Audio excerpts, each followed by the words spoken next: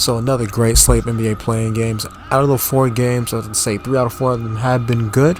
The one that was the least interesting / competitive was Miami versus Atlanta the other day, but still a good game overall. And when it comes to the Raptors and the Bulls, which I had the Raptors winning surprisingly after blowing a 19-point lead, but we just have to shout out to one of the X factors of the game, DeRozan.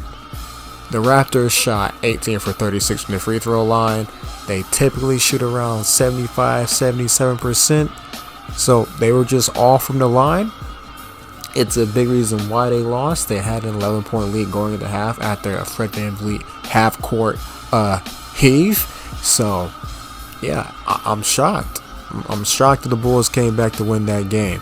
Because I know what everyone was thinking when they was first listening to the game on broadcast is, who is that screaming every time the Raptors shoot a free throw?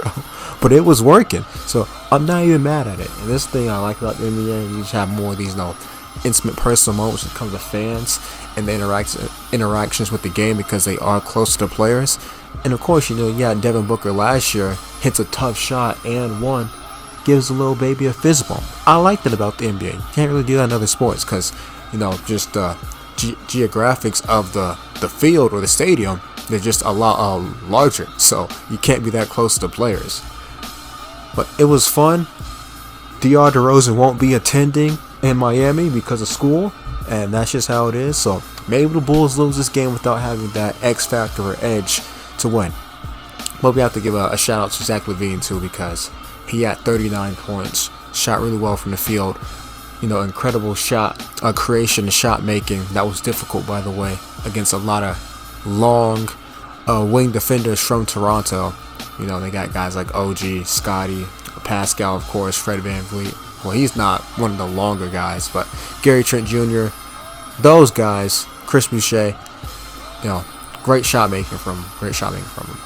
And you had the Pelicans and the Thunder, and the Thunder come out with a big win. Now, I want them to advance in the next game. It's not because I'm a Thunder fan. It's just, they were expected to be, one of the worst teams in the league. They expect to finish like Detroit or like Houston, and they see the expectations. They got to go against the Timberwolves. Now, Rudy Gobert is still dealing with that injury. His back, Cat's a little banged up, but he's going to suit up. Ant had a horrible game against the Lakers the other night. So we'll see what happens. Now, will either one of these teams advance if they were to, clinch that 8 seed? No, they won't. They're not beating Denver. But it will be good for the Thunder franchise, and they have a really great playoff atmosphere that you saw they had with Russell Westbrook, Kevin Durant, James Harden all those years ago. So it would be good for them to be back in the playoffs. I like it a lot. And they're not even a historically bad team. They just had a few bad years, following some injuries or guys leaving. But it's just weird how the Thunder has this reputation of being an awful tanking team when they've only missed the playoffs like 3? Nah, because they were in the playoffs in the bubble, so it was like 2 years. When the Lakers came off missed the playoffs for like 6-7 years. So it's weird. It's odd. It really is. And again, I'm a Lakers fan here, so I don't get why they got that reputation of being, a historically awful franchise when the Lakers have been worse for a lot longer. But they've had, longer bad stretches of basketball. Now, granted, the Lakers didn't manage to, get themselves in a championship in 2020, but it's odd. It really is. But looking forward to tonight's games. Of course, you got the Heat and the Bulls.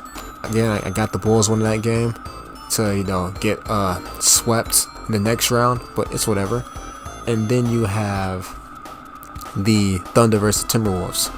Now, this is a disappointing season for the Timberwolves, but it's mainly due to Cat missing like 50 some odd games.